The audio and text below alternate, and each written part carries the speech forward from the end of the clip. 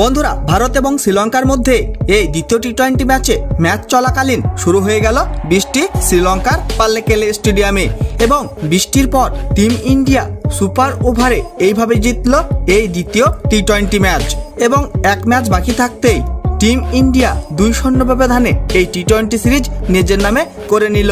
আপনারা যদি দেখতে চান যে টিম ইন্ডিয়া কিভাবে জিতল শ্রীলঙ্কার বিরুদ্ধে এই দ্বিতীয় টি-20 ম্যাচ, তাহলে বন্ধুরা ভিডিওটি লাইক করে চ্যানেলটাকে সাবস্ক্রাইব করে রাখুন।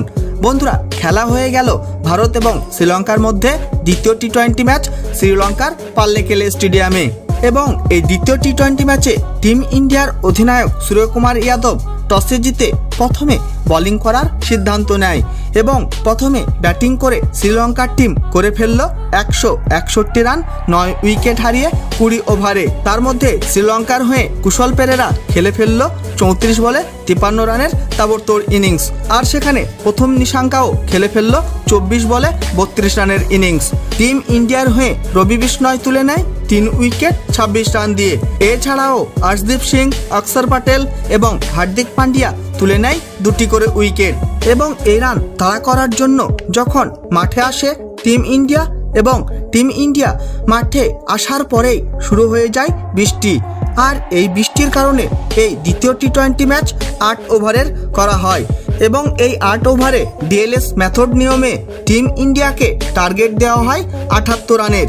কিন্তু বন্ধুরা, তারপর বৃষ্টি বন্ধ হয়ে যাওয়ার পর মাঠে এলো সূর্যকুমার যাদব এবং এসএসপি জয়সওয়ালের তুফান এবং মাঠে এসে দুজনেই উঠতে শুরু করে দিল শ্রীলঙ্কার বোলারদেরকে। তার মধ্যে অধিনায়ক সূর্যকুমার যাদব খেলে ফেলল 12 বলে 26 রানের বিধ্বংসী ইনিংস, আর এই বিধ্বংসী ইনিংস খেলেই আউট হয়ে যায় সূর্যকুমার যাদব এবং অন্যদিকে এসএসপি জয়সওয়ালও একাই কান্দিয়ে দিল শ্রীলঙ্কার বোলারদেরকে এবং এসএসপি জয়সওয়ালও খেলে ফেলল মাত্র 15 বলে 30 রানের তাবড়তোড় ইনিংস এবং শেষে এসে হার্দিক পান্ডিয়া 9 বলে 22 রানের ভয়ঙ্কর ইনিংস খেলে টিম ইন্ডিয়াকে এই ম্যাচ জিতিয়ে দিল এবং এই দ্বিতীয় টি-20 ম্যাচ টিম ইন্ডিয়া জিতে নেয় শ্রীলঙ্কাকে হারিয়ে। আর এইভাবে টিম ইন্ডিয়া এক ম্যাচ বাকি থাকতেই এই টি-20 সিরিজ নিজের নামে করে নিল। বন্ধুরা, ভিডিওটি শেষ পর্যন্ত দেখার জন্য ধন্যবাদ জানাই। তাহলে দেখা হবে নেক্সট কোনো ভিডিওতে।